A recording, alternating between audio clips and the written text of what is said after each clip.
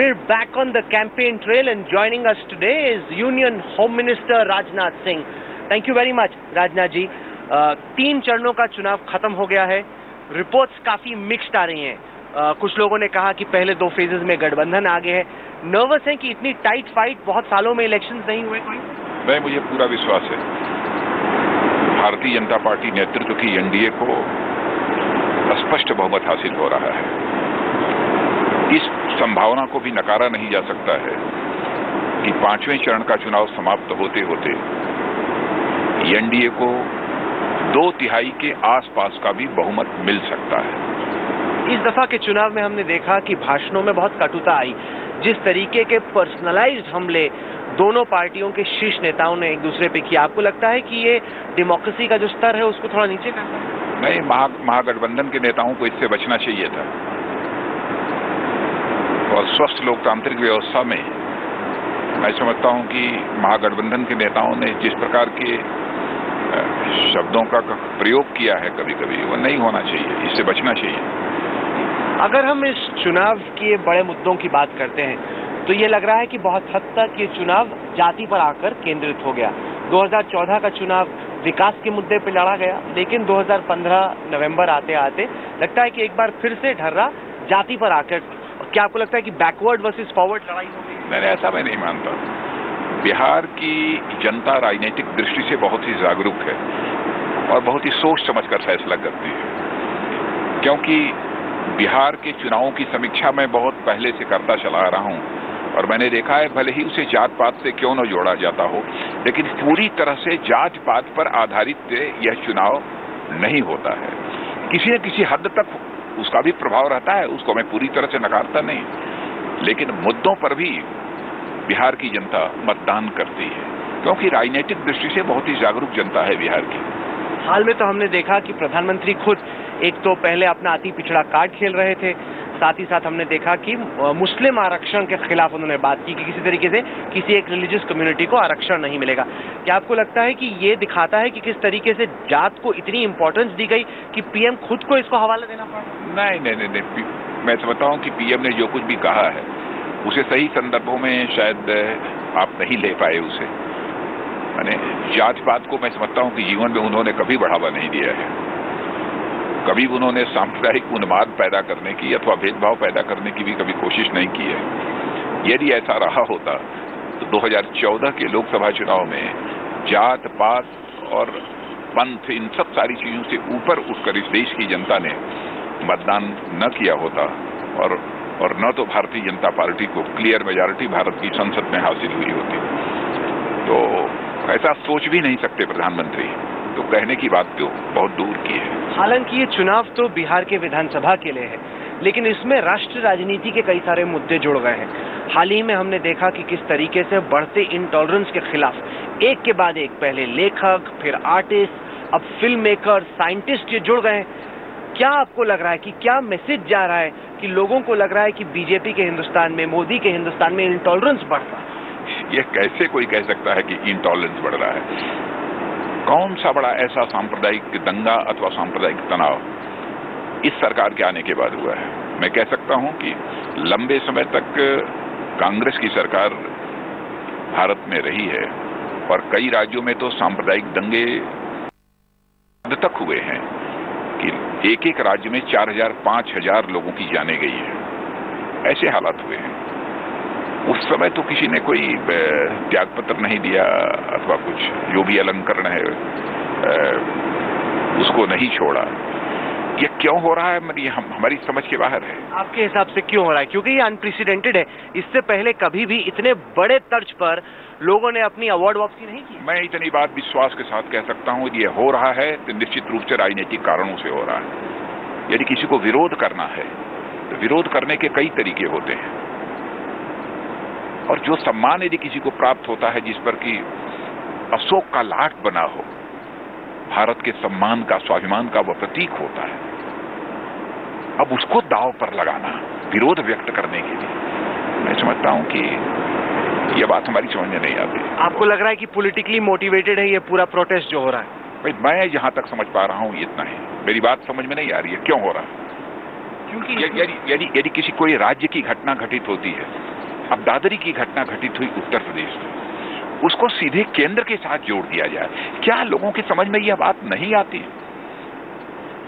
कि प्रदेश के कानून और व्यवस्था ये पूरी तरह से एक राज्य का विषय है। केंद्र यदि चाहे तब भी हस्तक्षेप नहीं कर सकता बिना राज्य सरकार की सहमति के। फिर भी लांछित किया जा रहा है केंद्र सरकार को। कहीं न कहीं कोई गहरी साजिश है और उस साजिश को नकारा नहीं जा सकता है। बस एक वजह जो लोग इसको बीजेपी से जोड़ रहे हैं सर, वो ये भी है कि बीजेपी के कुछ नेताओं ने जिस तरह के बयान दिए उसको लेकर लगा कि बीजेपी कहीं ना कहीं चाह रही है कि इस तरह की चीजें हों। हालांकि आपने फटकार लगाई, अध्यक्ष जी ने फटकार लगाई, लेकिन फिर भी बयानबाजी का सिलसिला चलता रहा और लोगों को लगा कि कहीं ना कहीं पर्दे के पीछे कहीं बीजेपी इसको किसने एकाध किसी ने ऐसा कुछ यदि बोल दिया होगा तो उसे पूरी भारतीय जनता पार्टी से जोड़ कर देखना। क्या कांग्रेस अथवा दूसरे राजनीतिक पार्टियों में कभी नीचे का कार्यकर्ता कभी कुछ इधर उधर की बातें बोल देता तो क्या पूरी पार्टी को उसके साथ जोड़ दिया जाता है? आपने देखा होगा यदि किसी ने कुछ गलत बयानबाजी की होगी तो बराबर केंद्रीय नेतृत्व ने उसे कंडेम किया है, उसे नकारा है, फटकार लगाई है। पर एक सवाल जो बनता है वो ये कि कार्रवाई क्यों नहीं होती? चलिए आपने डांट लगा दी, जैसी वो मुलाकात से निकलते हैं वो कहते हैं नहीं हमें तो डांट नहीं पड़ी, हम तो ऐसी हालचाल पूछते हैं। मैं आपसे पूछना चाहता हूँ किस स्टेटमेंट पर कार्रवाई होनी चाहिए?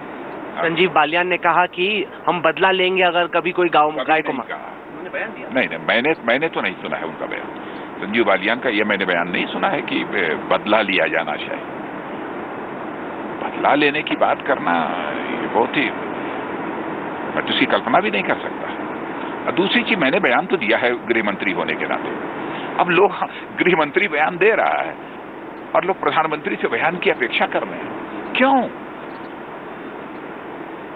भाई? प्रधानमंत्री जी के बाद इस सरकार में तो मैं ही हूं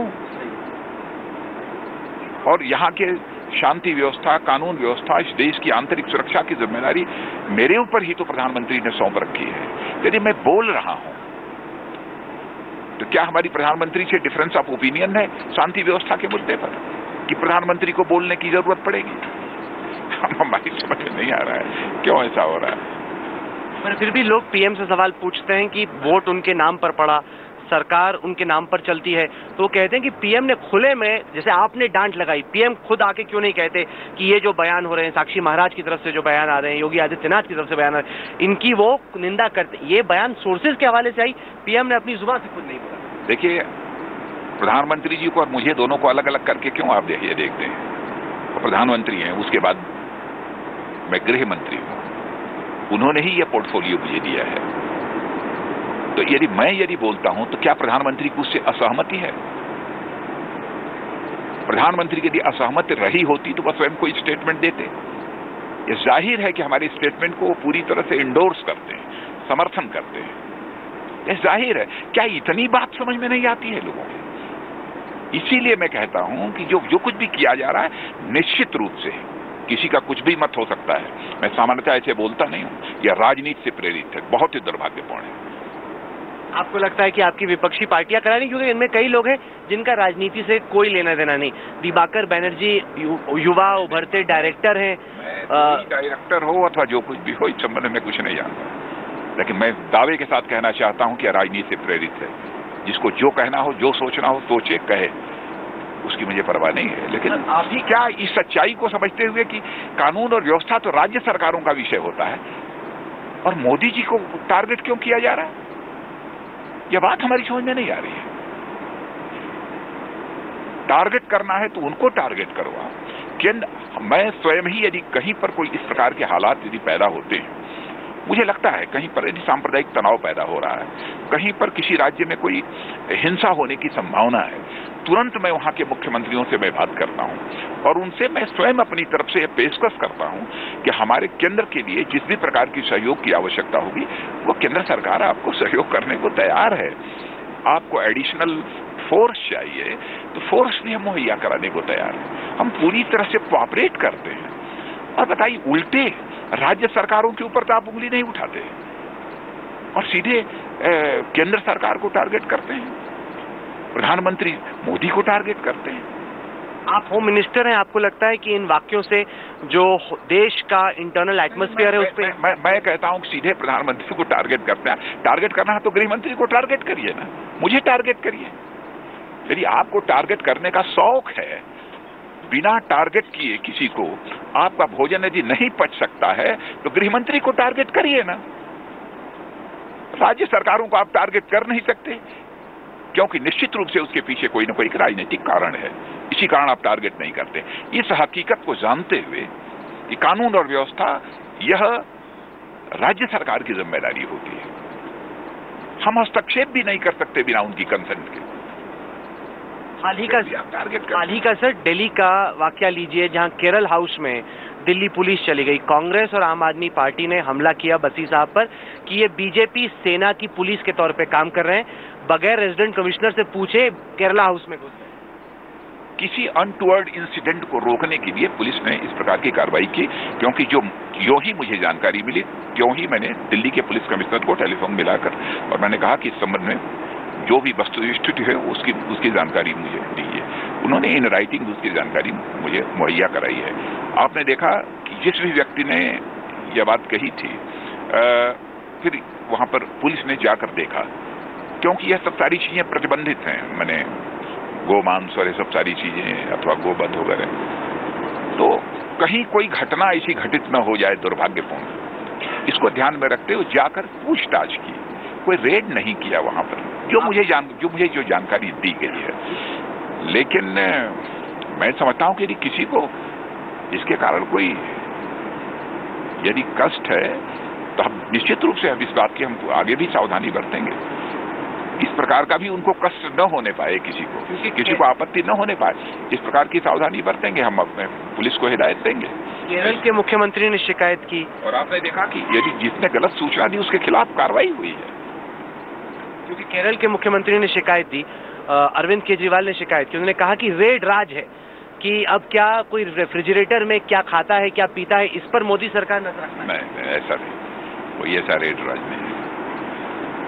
किसी राज्य सरकार के आंतरिक मामलों में जो हम किसी भी सूरत में हस्तक्षेप नहीं कर सकते, बल्कि जो राज्य सरकारों का अधिकार है उन अधिकारियों को पूरी तरह से संरक्षित रखना, ये हम लोग अपनी जिम्मेदारी मानते हैं। आपकी बातचीत हुई ओमन चांडी से, आपने खेद अफसोस? नहीं, अभी हमको कल ही जो है पत्र उनका प्राप्त हुआ है और मैंने जानकारी प्राप्त की है। रात तक हमारे पास मुझे रिपोर्ट आ गई थी। हमारी ओमन चांडी साहब से बात नहीं हुई है। यदि ओमन चांडी साहब से मैं लौटने के बाद मैं बात करके सारी वस्तुस्थिति से अवगत कराऊंगा, क्योंकि बराबर हम लोग की कोशिश यही होती है कि अपने सभी राज्यों के मुख्यमंत्रियों को विश्वास में लेकर ही हम इस देश की सारी व्यवस्थाओं को चलाना चाहते हैं। अगर हम बात करें आपके पुराने मित्र अरुण शौरी की, उन्होंने बड़ी तीखी टिप्पणी की। उन्होंने कहा कि मोदी सरकार equal to Congress plus cow, कि बदला है तो बीफ की पॉलिटिक्स जुड़ गई है, वरना तो कांग्रेस जो कर रही थी मैं किसी के उसके बारे में कोई बहुत ज्यादा कुछ नहीं कहना चाहता। कौन क्या कहता है क्या बोलता है, इन पर हर चीज पर मैं कोई टिप्पणी नहीं करूँगा। अच्छा सर, अगर हम बिहार की राजनीति पे एक बार फिर से लौटते हैं, और बिहार की राजनीति में जिस तरीके के हमले इस वक्त हुए हैं, नीतीश कुमार बार बार कहते हैं कि जुमला बाबू, ये एक बार बार हमला किया कि जुमला बाबू, कहीं दिखाने की कोशिश है कि बीजेपी की ये सरकार बड़बोली तो बहुत है, बातें करती है, जमीन पर इम्प्लीमेंटेशन कम। इसीलिए मैंने कहा था ना, पहले ही मैंने कहा कि महागठबंधन के नेताओं को कुछ ऐसे शब्दों का प्रयोग करने से बचना चाहिए। जो भी ये चुनाव चल रहा है, चुनाव का एक अपना महत्व है, बहुत ही एक स्वस्थ माहौल में, अच्छे माहौल में चुनाव संपन्न, इसके लिए सभी को प्रयत्न करना चाहिए। जैसे हम लोगों ने ट्रैवल किया बिहार में, हमने देखा कि नीतीश कुमार के खिलाफ लोग खिलाफ में नहीं बोल रहे थे, जैसे महाराष्ट्र में, झारखंड में, हरियाणा में वहां की सरकार के खिलाफ बोल रहे थे, उतनी एंटी इनकम्बेंसी नहीं थी। आप मानते हैं कि कुछ अच्छा काम वहां पे नीतीश जी ने किया है? मैं भी किसी के खिलाफ कहाँ बोल रहा हूँ, मैं तो कह रहा हूँ अब तो 3 चरणों के चुनाव संपन्न हो चुके हैं और 2 चरणों के चुनाव और शेष हैं। चुनाव परिणाम की प्रतीक्षा करिए, स्थिति पूरी तरह से स्पष्ट हो जाएगी कि बिहार की जनता